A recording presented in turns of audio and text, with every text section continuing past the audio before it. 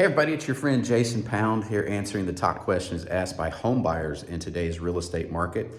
And the burning question that we are tackling today is, which loan program is right for me? There are tons of acronyms floating around in the lending business: USDA, VA, FHA, conventional.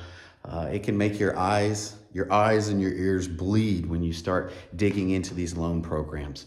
My response with regards to which program is best for you is that your lender is more important than the loan program. If you go out and do a bunch of research and you make up your mind that you want a particular loan program and you call your lender and go, I want a VA loan, can you give me a VA loan? That lender is going to put on blinders and they are going to execute a VA loan for you, even if it is not the best loan program for your unique situation.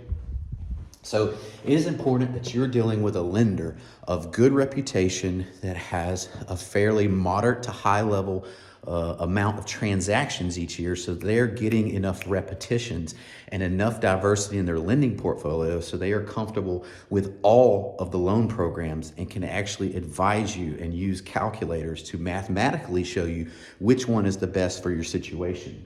When it comes to lending, these are the four main things that you need to consider and talk about in depth with your lender when choosing a lending program to purchase a house. The first two, cash and credit, are tied together. Most loan programs tend to specialize in either borrowers who have lots of cash but poor credit, or they have excellent credit and no cash. Those are the two main levers that push you and pull you towards certain loan programs.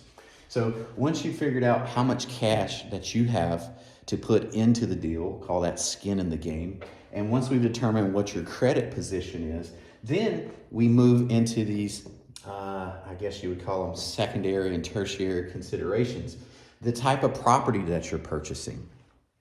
If you are purchasing land, those have different boxes that you fit in rather than when you're purchasing a primary residence or a vacation home or an investment property. Also, not only is the geography of the property important and the type of property important, because if you're living in town or you're living out in the country, that opens up different loan programs, but also the condition of the property. Many of your buyers think that they want a sweat equity program, not realizing that the worse the condition of the property is, the less the lender is willing to lend. And the better the condition of the property, the higher the percentage of the purchase price the lender is willing to lend. So depending on your cash and credit position and the condition of the property determines whether some properties can even be purchased by you or not purchased by you. The fourth thing to consider is your time horizon. This is what many people do not consider, is that your average home buyer tends to stay in their property anywhere from 5 to 7 years.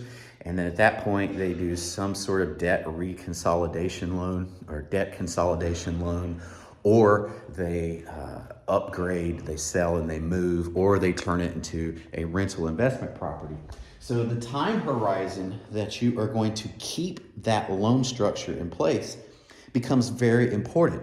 Many people are risk adverse, so they want the lowest 30-year rate that they can get their hands on. But if you know that you're going to be moving or relocating or changing the structure of that loan in the next 5 years, there are some very, very competitive options where you can do balloon notes, you can do adjustable rate mortgages. There are all sorts of structures where if you only need this structure for 5 years, and then at the end of 5 years you sell the property or refinance the loan, mathematically it makes way, way more sense to take one of these quote unquote riskier options. The reason they're considered risky is nobody has a crystal ball and knows what's really going to happen in 5 to 7 years. So a fifth consideration that I didn't put up here is your risk tolerance. So once we understand your cash, your credit, the condition of the property, the location of the property, the type of property, and then we understand your time horizon, the lender can go into their calculators, create different scenarios for you to compare them to each other, and you will be surprised at the tens of thousands of dollars swing over the life of a loan that choosing the incorrect loan program will cost you. So once again, which loan program is right for you? I say your lender is more important because they need to have access to all the programs and be able to show you on paper why this loan program is better than that other program. My name is Jason Pound with Jericho Pound Realty Group, Keller Williams, Mullenix, and Norman. We service the entire Oklahoma City metro area with hyper-local expertise in South Oklahoma City, Moore, and Norman. If we can ever be of service, don't hesitate to reach out to us. In the meantime, peace out. Have a great life.